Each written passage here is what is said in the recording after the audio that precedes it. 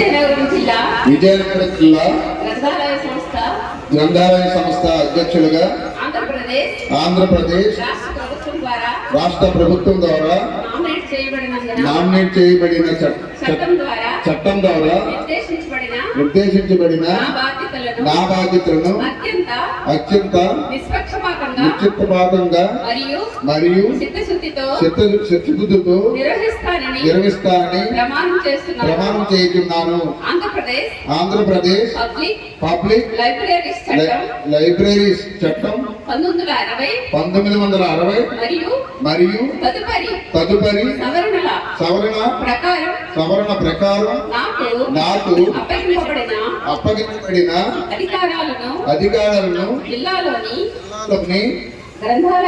గ్రంథాలయ అభివృద్ధికి మరియు పాఠకుల సంక్షేమానికి కట్టుబడి వినియోగిస్తానని ప్రభుత్వం నాపై ఉంచిన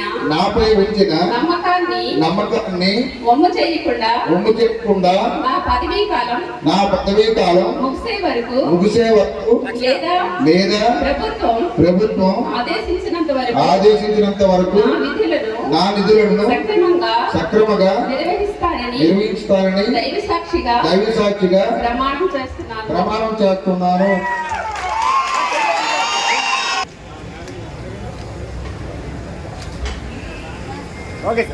కూడా ఒకటి తీసుకొచ్చే బాధ్యత మీదని, దానికి సహకరించే బాధ్యత మాది అని మీకు నేను తెలియజేస్తాను.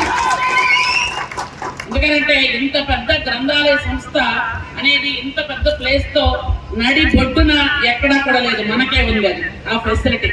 ఎందుకంటే ఇక్కడ చదువుకున్న వాళ్ళు ఎందుకు చెప్తున్నాను అంటే, నేను డిగ్రీ చదువుకున్నప్పుడు ఇక్కడికే వచ్చి చదువుకునేదాన్ని. నేను బిఎస్సి చదువుకునేటప్పుడు ఇక్కడికి వచ్చి చదువుకొని వెళ్ళేవాళ్ళం. ఎందుకంటే అప్పుడు బాటనీ జువాలజీ బుక్స్ ఎంత పెద్ద పెద్ద బుక్స్ ఉండేవి, ఆ బుక్స్ దొరికేవి కాదు. వాటి కోసం ఇక్కడికి వచ్చి చదువుకొని వెళ్ళేవాళ్ళం. అందుకనే నాకు ఈ సంస్థ ఎప్పటి నుంచో చిన్నప్పటి నుంచో తెలుసు. నేను డిగ్రీ చదువుతున్నప్పటి నుంచి ఇక్కడ చదువుకొని వెళ్ళాను. చాలా మంచి బుక్స్ ఉంటాయి లోపల. గ్రూప్ 1, గ్రూప్ 2, అలాగే సివిల్స్, అలాగే పోలీస్ సెలక్షన్స్ కానీ ఏ సెలక్షన్ కావాలి అన్నా, ఏ ఎగ్జామ్ రాయాలి అన్నా విజయనగరం గ్రంథాలయ సంస్థకు వచ్చి చదువుకుంటే ఖచ్చితంగా వాళ్ళు మంచి మంచి స్థాయిలో స్థిరపడతారు అని ఒక నమ్మకం కూడా ఉంది.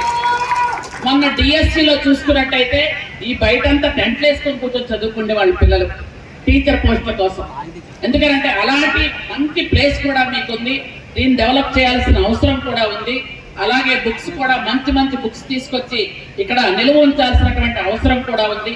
ఇట్లాంటిదే ఒకటి, ఇంత కాకపోయినా ఒకటి పార్వతీపురం మన్యం జిల్లా హెడ్ క్వార్టర్స్ కూడా ఒకటి నిర్మించాలి అని ఈ సందర్భంగా మనందరం సంకల్పం చేసుకొని గౌరవ ముఖ్యమంత్రి గారి ఆశీస్సులతో నిర్మిస్తాము అని మీ అందరికీ మాటిస్తున్నాము.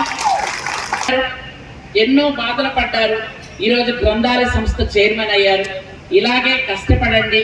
ఎందుకంటే మీరంతా బాగా కష్టపడటం వల్లనే మా సోదరి ఈరోజు ఎమ్మెల్యేగా ప్రభుత్వ విప్గా ఇక్కడ కూర్చున్నారు.